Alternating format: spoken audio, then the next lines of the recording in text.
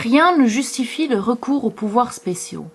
Dans un article du journal Le Soir paru le 24 septembre dernier, 2 juristes donnent leur avis sur l'opportunité d'adopter une loi de pouvoirs spéciaux en matière de gestion de la grippe A.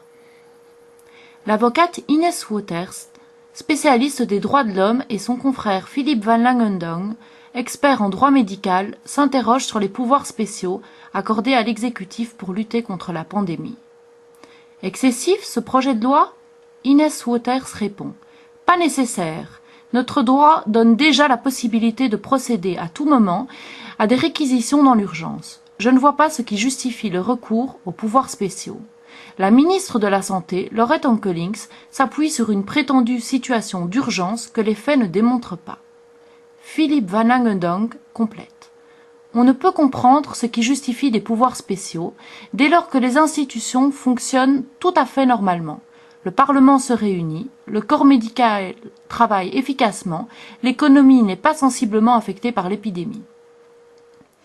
Il s'agit d'être efficace face à une menace potentielle? Inès Wouters explique. Jusqu'où?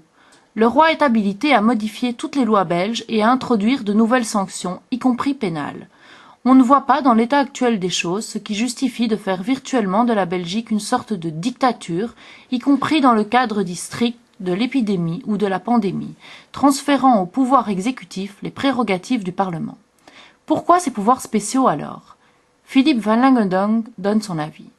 Le politique cherche manifestement à régulariser, par une loi rétroactive, des situations illégales, comme la décision prise fin avril de distribuer des antiviraux sans respecter la réglementation en vigueur.